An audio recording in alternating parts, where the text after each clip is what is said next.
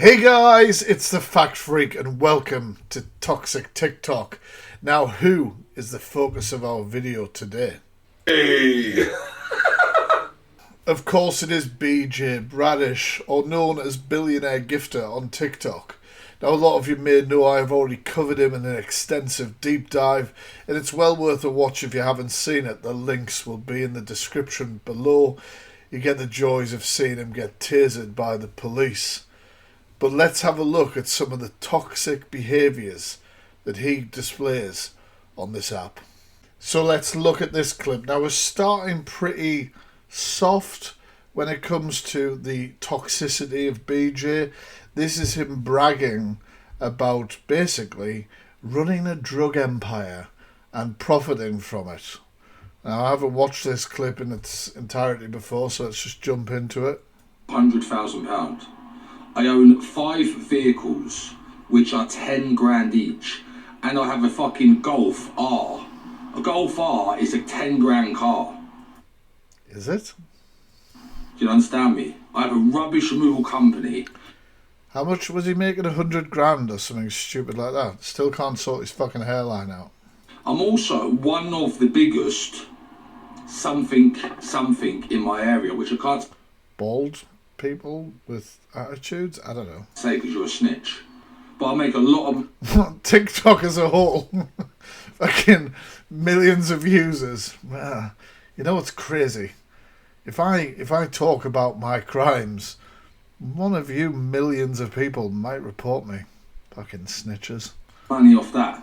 I'm also a massive influencer on TikTok, so I make a lot of money on that. Fuck off.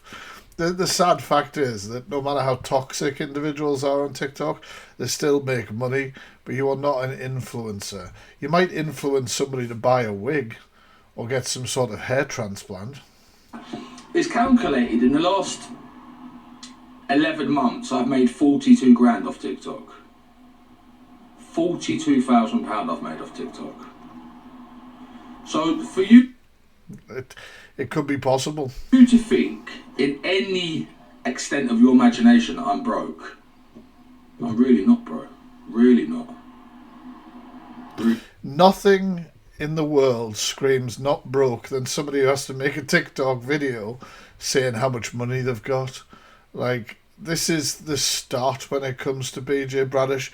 It's all brag, it's all facade. There's a lot of like, oh, I could have you and I could fight you and I've got the biggest car and I've got the most money. But that, like I say, is just the tip of the iceberg when it comes to his toxic behaviour. Now, the next clip I'm going to show you of BJ Bradish is absolutely insane, horrible and vile. But I need to raise awareness of the way this man thinks, the way this man talks about domestic violence and things that he's done in the past and his attitudes towards it. Obviously, trigger warning for all of that sort of stuff, guys. Yeah. A woman. When I was 25, 24, I had no issue of punching the fuck out of a woman. I had no issue. Okay, there was not an issue. I would happily just go to war with you and fight you as a man. Some people. I would happily go to war with you as a man. I had no issue. Wow. Flock in the streets, you know, you couldn't see through anyone. Everyone around you was 20 people in a small square. I've seen this clip, guys, and I've got to tell you, it gets worse. Believe it or not, it gets worse. I don't think you're ready. And, you know, she kept getting anxiety, you know, and she was panicking a bit. So I said to her, listen, I'm going to take you to my friend's house. She was getting panicked and anxiety. So in the same sentence, he said that when he was a certain age, he had no problem hitting a woman. Then I think he's sort of alluding to the fact that the same woman had anxiety. God, I wonder why, BJ. I wonder why she had anxiety. But let's see how BJ helps sort the situation out. I'm going to leave you there. I'm going to quickly go and reload on Zeta Sniff. You know, we're going to wait up at my boy's house, yeah? And then we're going to hit the strip again and just smash it out and get probably 50,000 people in the man out. We're going to... So he's going to take his partner, who he's abused leave them round a friend's house with a group of men while he goes and takes drugs and goes drinking. This guy, honestly, what an absolute dream for a woman. Some good money today. And I took her to my friend's house, and my mate gang raped. You heard that right, guys. It rhymes with grape, which is what I assume. So I took her around the house, and my mate's gang raped her. I'll say graped, obviously, for YouTube. Christ almighty. Beat the shit out of her until she was black. Beat the shit out of her until she's black and blue. Now that's really interesting to remember that point, because later on in this video, believe it or not, BJ says that he thinks she was lying. So here he's saying that she was beaten black and blue. So obviously when he went to collect her, then he obviously could see that for himself. But yet he's still going to challenge that later on in this video. Black and blue, and just fucked her everywhere. And they basically kicked her out. And she was, clothes were ripped, blood everywhere. She was This poor woman. I believe that this crime took place. I really fucking do. And it's disgusting that this prick feels like it's okay to bring up someone's essay on a live stream on TikTok to serve his own bloody ego. It's absolutely vile. Now, I want you guys to tell me in the comments, is he responsible in some way for this assault? He took her there, it happened, he saw the signs of her being beaten black and blue, clothes ripped, dumped. And did he do anything? Did he help her? Did he sort anything out? No. So what do you guys think? in a bad way. And I remember getting a phone call, and the police, and then they said, listen, we've got Becky Russell. I said, yeah. I said, what's happened? They said, we can't tell you, but we're taking her away. She's asked us to tell you and phone you so you're not worried. And doesn't that happen so often in domestic violence, especially when there's been coercive control and mental manipulation used, that even the victim feels like, you know, this thing actually cares about her enough for her to ring and be like, please let him know I'm okay. Disgusting. Vile and disgusting. And I said, I don't understand what's happened. I don't know what's happened. Tell me what's happened. No one would tell me nothing. No one.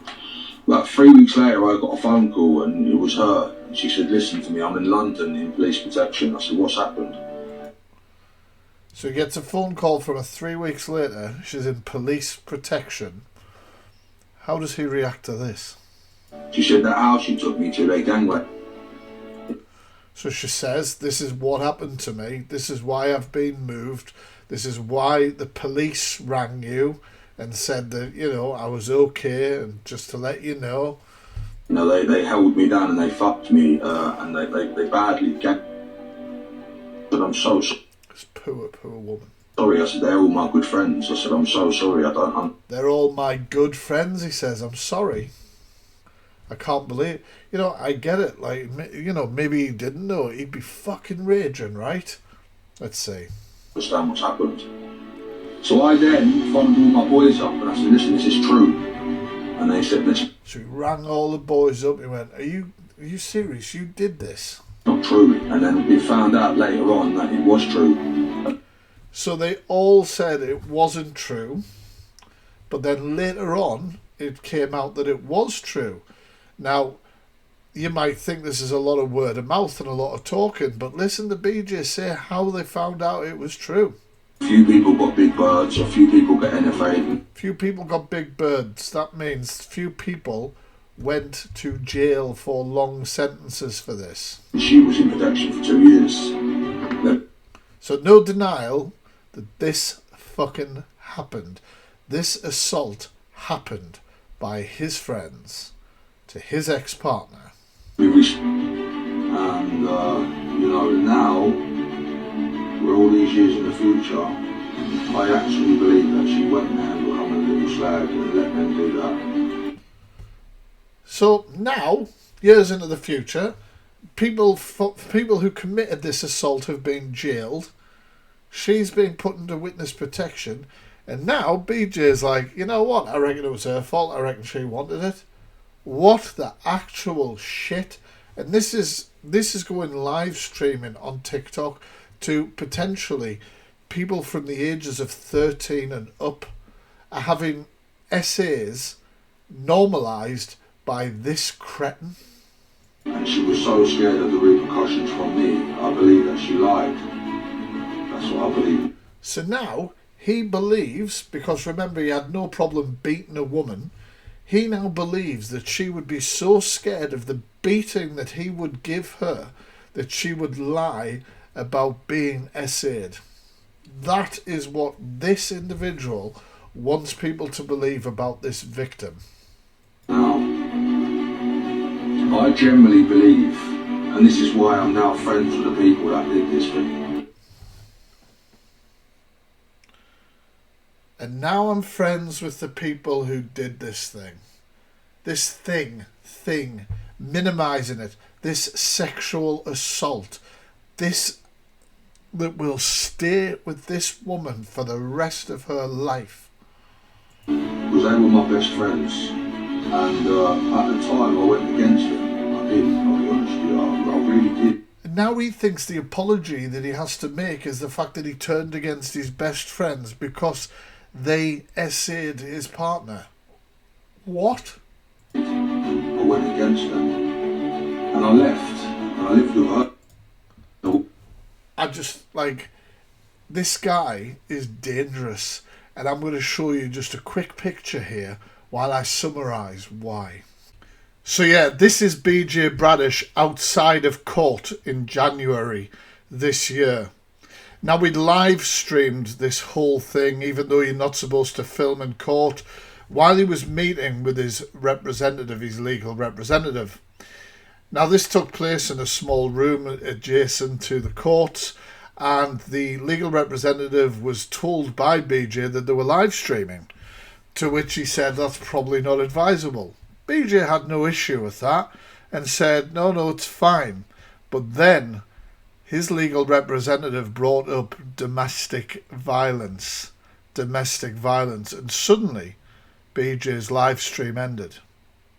So it is my suspicion, and my strong suspicion, that this man was in court on January the 28th for domestic violence charges, either breaking non-molestation orders, restraining orders, or worse, assault.